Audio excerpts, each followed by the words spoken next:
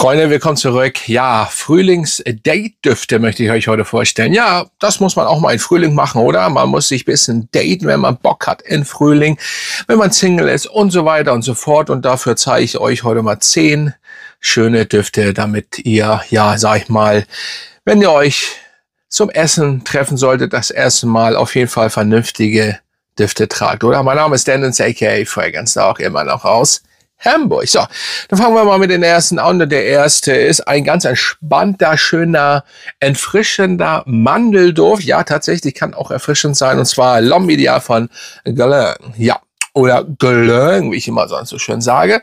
Ja, das ist noch ein alter Flakon hier.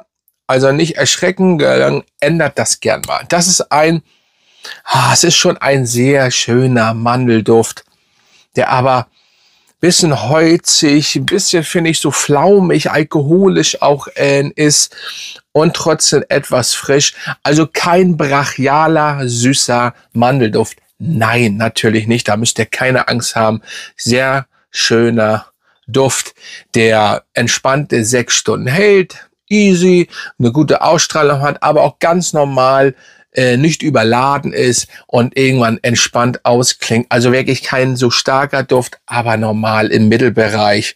Aber der Duft macht schon sehr Spaß, den zu tragen. Wenn ihr so eine Art oder wenn ihr überhaupt Mandeldüfte mögt, nur eben nicht zu süß. Ganz holzig, flaumiger, alkoholischer, bisschen so Abgang, so ein Background vielleicht so und dann mandelig. Das ist schon sehr schön. So, der nächste ist der Percival von Parfums de Marly. Ja, und den habe ich natürlich mit reingenommen, weil er, wie ich immer so schön das erwähne und sage, ein Duft ist, der, sag ich mal, so viele Düfte vereint. Natürlich nicht zu 100%, Leute, also nehmt das nicht immer alles so persönlich, aber er hat so ein bisschen die Fierce, er hat Bleu de Chanel, er hat Sauvage und so weiter, Dylan Blue, alles so vereint er und das macht ihn interessant und den solltet ihr auf jeden Fall euch mal unter den Riechkolben führen. Der hat eine gute Haltbarkeit von 9 Stunden, also der hält schon gut an, oh, eine gute Ausstrahlung, also ihr müsst ein bisschen aufpassen, dadurch ist er auch noch ein bisschen blau, das mögen, also blau meine ich mit sportlich, blau, duschgelartiger Duft, das mögen Frauen, aber ihr müsst aufpassen, bei denen vielleicht nicht so doll sprühen, der kann bisschen too much eventuell werden, weil nochmal, ich wiederhole es, da draußen, vielleicht auch die Frau, die ihr treffen solltet, die trägt nicht so wie ihr vielleicht jeden Tag Düfte. Ne? Also die hat nicht so eine, in Anführungsstrichen, kaputte Nase. Damit meine ich übrigens immer nicht, dass eure Nase so kaputt ist, sondern einfach, ihr werdet nasenblind irgendwann. Deswegen müsst ihr da ein bisschen aufpassen. So, der nächste, das ist ein sehr schönes Schmuckstück. Und zwar der Vanilla von Acqua di Parma. Ja, und das ist ein Duft, den habe ich das erste Mal auf Sylt gerochen. Und ich bin sofort oder habe mich sofort verliebt. Ich finde den Duft vanillig, seifig, pudrig dazu. Und das, oder diesen Duft, sage ich mal, den kann man das ganze Jahr tragen. Persönliche Meinung, er strahlt sehr gut aus und ist auch gut in der Haltbarkeit.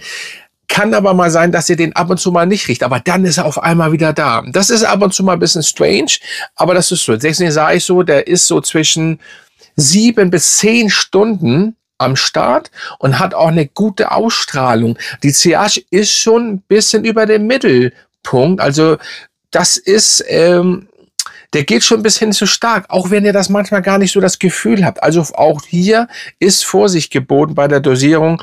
Ich muss sagen, schöner Flakon und ja, ich finde ihn geil. Aber wenn ihr so ein bisschen vanillig, cremig, dort sind kühl, also ein bisschen frischer, sportlich Vanille und dazu ein bisschen minimal holzig, ist das sehr nice. So, jetzt kommen wir zu einem günstigen Duft. Das ist CR7, der beste Fußballer aller Zeiten in meinen Augen. Play It Cool habe ich mal rausgeholt. Ja, Play It Cool von Cristiano Ronaldo und das ist ein, ja, sag ich mal, auch blauer Duft natürlich. Nicht nur der Flakon ist blau, sondern der Duft ist ein bisschen in meinen Augen aquatisch, blue, also blau, frisch, kühl, sportlich. Ja, wie gesagt, aquatisch ein bisschen, das merkt, finde ich, ein bisschen. Und vielleicht ein bisschen minzig, minimal. Aber ganz ehrlich, das kann man machen, ne? Das kann man machen. Warum nicht? Versucht das mal, testet das mal, wenn ihr nicht so viel Geld ausgeben wollt da draußen. Oder wenn ihr jünger seid und ihr habt vielleicht euer erstes Date, dann sollte das doch eventuell funktionieren mit Cristiano Ronaldo oder CR7, weil, ne, wer schon den besten Fußballer aller Zeiten Duft trägt, das sollte durchgehen. Ein bisschen cremig ist er auch, entspannt. Haltbarkeit müsst ihr ja ein bisschen absehen. 5, 6 Stunden, vielleicht sogar bei manchen länger. Das ist in Ordnung. Das ist wirklich in Ordnung. So, jetzt kommen wir auch zu einem Minzduft, weil wir da auch gerade von geredet haben. Oud Lemon Mint oder ein Oud Lemon Minzduft. Ja, tatsächlich von Mancera. Und lasst euch nicht von diesem Oud abschrecken. Ja, da ist auch Oud drin, klar. Aber das ist so wirklich, ich finde das so minimal im Background. Das ist ja für mich, man muss auch immer sagen, was man selber riecht. Ein bisschen Leder, dann habt ihr Zitrone, Minze. Und er ist sehr holzig, finde ich, in meiner Nase. Jedenfalls, wenn man das so erstmal aufsprüht. Auf der Haut kann das auch alles noch ein bisschen anders sein. Bei jedem natürlich. Oud, dieses ein bisschen lackierte, dieses, wenn er so ein bisschen Farbe auflackiert, Oud auf dem Holz, merkt ihr auch hier, ist aber mal was ganz anderes von Mancera. Und wenn man sich überlegt, dass Mancera, ihr müsst da ja gar nicht so viel Geld hinlegen. Und das macht es auch wieder sehr interessant. Und es ist ein Eau de Parfum. Ich habe den rausgesucht, weil man, also wenn man was Spezielles, mal was anderes bei einem Date tragen möchte, dann sollte man das mal ausprobieren. Das ist nämlich auch die Kunst, nicht immer dasselbe zu tragen, sondern auch mal was anderes. Und deswegen ist Oud Lemon Mint oder Mint auf jeden Fall sehr interessant. Mint natürlich nicht Mint. Ne? So, der nächste, ich werde jetzt mich kurz halten, weil den stelle ich, seitdem er rausgekommen ist, eigentlich jedes Jahr öfters vor, und das ist der Prada L'Homme. Was soll ich dazu sagen? Prada L'Homme, hier ist er. Es ist ein sehr, oder einer mit, komme ich doch fast schon gegen, ein sehr sauberer, wenn nicht einer der saubersten Düfte überhaupt vor. Yes. Iris und frische, weiße Wäsche. So. Das ist der Saubermann schlechthin. Wahrscheinlich in der Reihe mit einer der geilsten Date-Düfte. Ja, in Frühling. Der letzte auch. Der letzte auch. Da kommen wir aber noch zu. Aber der hier, also die anderen sind auch gut. Ich will nur damit sagen, der letzte kann auch vieles wegbören beim Date, sag ich mal so, nicht falsch verstehen. Wirklich funktionieren, wie eben auch dieser hier. Und die anderen auch. Aber das ist der eben ganz weit oben. Aber der ist immer ganz weit oben, wenn es willst du gut ankommen? Bist du, keine Ahnung, der Lieblingsschwiegersohn, whatever. Das hier passt einfach alles. Prada L'Homme, deswegen lassen wir es stehen. So, der nächste kommt von Versace und ist der Eros. Aber der Eros Energy. Ja, der Eros Energy habe ich genommen, weil wir wollen natürlich keinen erschlagen, wie mit der Original Eros Eau de Toilette, Eau de Parfum, whatever Version. Hier haben wir einfach Grapefruit, Zitrone, holzig, frisch und eben leichte DNA von den Eros durch die Vanille drin. Hat ein bisschen Anklänge, finde ich, auch ein bisschen zum Aventus. Aventus Cologne müsste ungefähr so dazwischen sehen.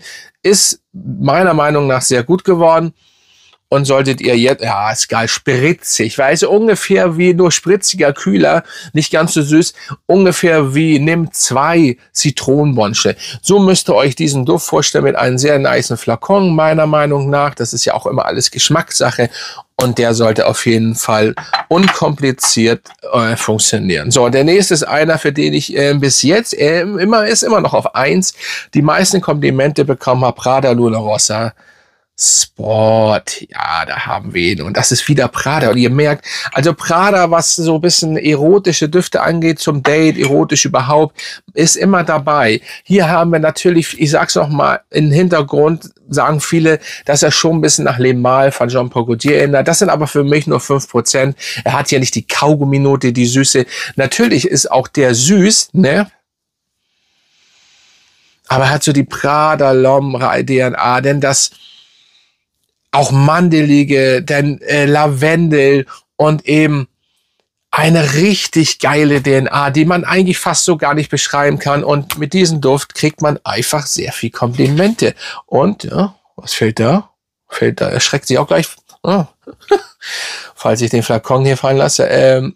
Prada Luna Rossa Sport solltet ihr einfach mal probieren. Und er sieht jetzt anders aus. Er sieht jetzt anders aus, ja, und da gab's hier, ich vergesse immer, hier ist sonst immer so ein Plastikdeckel drauf. Das hat er gesprüht. Ah, ist geil. Ist geil. So, der nächste. Prada Luna Rossa Sport habe ich auch schon so oft erwähnt, die letzten 1,5 Jahre und auch schon davor. So geil. So, jetzt kommen wir wieder zu einem günstigen Duft. Anführungsstrichen Düfte, günstig, 40 Euro, 100 ml und davon habt ihr was. Art of Universe von Lattafa. Und das ist einfach ein Duft. Ich habe jetzt hier einen Lattafa-Duft rausgeholt, der einfach spritzig in meiner Nase. Spritzig, holzig, männlich, metallisch ein bisschen, deswegen passt das mit meiner Meinung nach ganz coolen Flakon. Das ist aber auch immer Ansichtssache. Mein Gott, ich werde es festhalten hier. So, und fruchtig süß ist, meiner Meinung nach auch im Frühling getragen werden kann. Natürlich nicht mit 100 Sprühern, aber das sind aber auch immer so andere Zuschauer, die da so ein bisschen bemängeln auf TikTok. Da bin ich auch, folgt mir gern da. Das sind so ein bisschen andere, lassen wir. Aber hier versteht ihr, was ich meine, ne? Und den kann man schon auch im Frühling tragen, durch eben, weil da irgendwie so alles hat.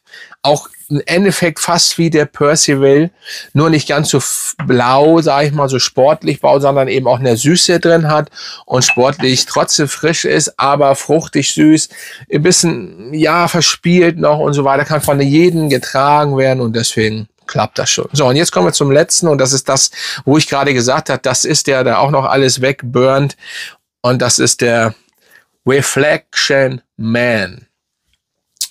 Ja, was soll ich zu Amouage Reflection Man sagen, außer dass das ein absolut hammergeiler Duft ist. Und wenn man es danach geht, ich bin schon so ein großer Fan von dieser Brand, die immer in vielen Belangen funktionieren. Ich hatte immer mehrere Düfte. Ich habe einige. Ich werde mir auch mal wieder welche holen. Die anderen sind ja mal leer gegangen tatsächlich. Früher, vor ein paar Jahren, werde ich mir alles mal wieder neu holen. Also ich habe einige am Start und da gehört eben auch der Reflection Man dazu, den 45er. Den habe ich jetzt nicht hier rausgenommen. Der würde auch funktionieren, aber der ist noch ein bisschen harscher. Und von ja, Gatebeutel, da müsst ihr ein bisschen mehr hinlegen. Möchte ich aber auch gerne auch mal haben. Der ist nice. Aber ja, ich muss dazu sagen, der hat ja jetzt schon ein paar Jahre auf dem Puckel. Der aktuelle Reflection Man soll vom Hören, Kumpel und so gut sein. Ob das nun genau so gut ist wie die Version, die wirklich, keine Ahnung wie alt ist, weiß ich nicht. Müsste mal ausbringen. Aber diese Orangenblüte, bitte Orangenblüte, glaube ich. Denn dieses Neroli auch, aber lasst euch nicht von Neroli abschrecken. Also nicht so typischer Neroli-Duft. Nein. Wirklich und den cremig, vanillig, geil.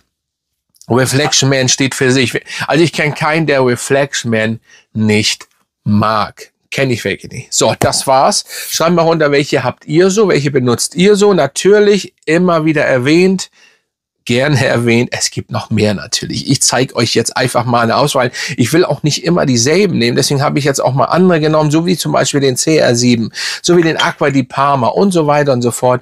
Also schreibt mal runter. Würde mich mal interessieren. Grüße gehen raus an meine Mitglieder. Schön, dass ihr dabei seid. Schaut gerne mal ja auch runter, wenn ihr Mitglied werden wollt oder im Store und so weiter. Und dann bin ich raus. Hamburg ist raus. Macht euch noch einen schönen Abend und bis zum nächsten Mal.